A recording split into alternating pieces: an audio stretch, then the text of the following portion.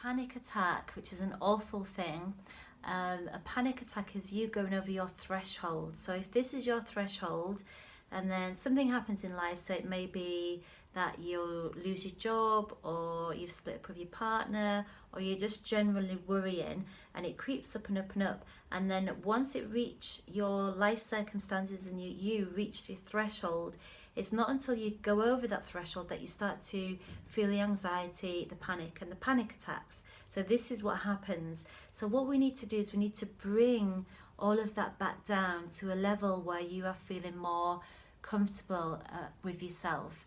So the way to look at it is this way. On one hand, you have your mental health, your panic attacks. On the other hand, you have your habits, your beliefs, your core beliefs about yourself in the world, and also you have your thoughts about yourself as well.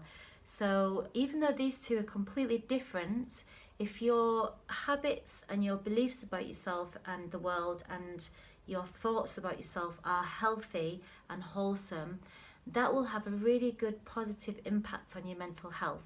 If your habits and your beliefs and your thoughts about yourself are not healthy, that will have a very negative impact on your mental health. So even though we can't take away fully the mental health, because it could be for any number of reasons, what we do in our habits and how we think about ourselves and what we believe in really has an impact on your mental health. So what we need to do is we need to think about, first of all, your habits. So I would like you to write down all of your habits that you have, whether it's brushing your teeth, getting up at the same time each day, going to bed late each day, going to work, everything that you think about, everything that you do is a habit.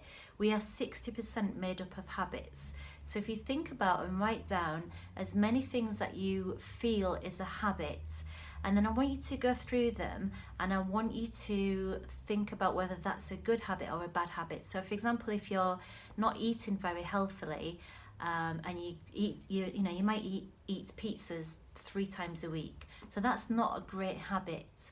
If it's just once a week, yes, it's not a bad habit.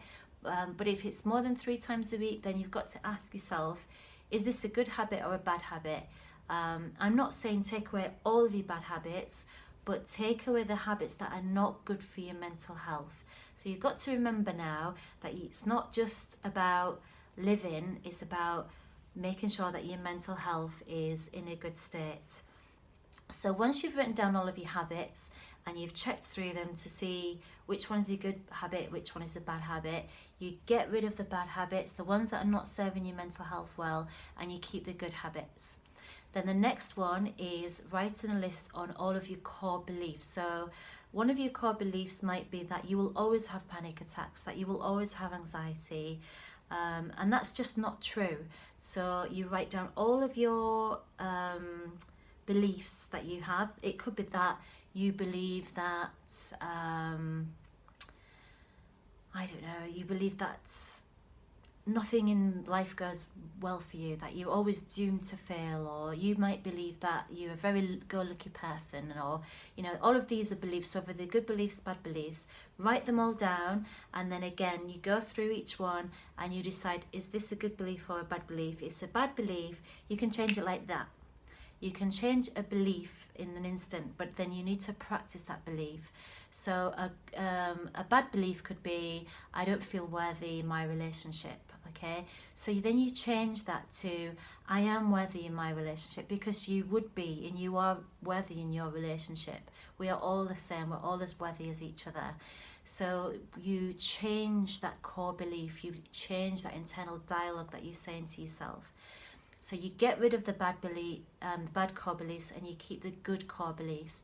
And then the last one is, I want you to write down a typical day for you. So it could be nothing much in it, but it could be, for example, I get up at 10 o'clock and I stay in bed and go on my phone for about an hour, and then I brush my teeth, and then sometimes I get a shower, sometimes I don't, and I'll eat whatever's in the fridge and blah blah blah blah blah. Or it could be, I get up at the same time each day, 8 o'clock, I do a little bit of yoga, I get a shower, eat fruit for breakfast. And so you go through what a typical day looks like for you.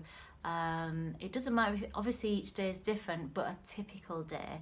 And then once you've gone through it, I want you to look at it and analyze it and tell me which parts of that day is not really a good day for you. So if you're the type of person where a typical day for you is just eating fast food on the go, then that's probably not a good typical day for you.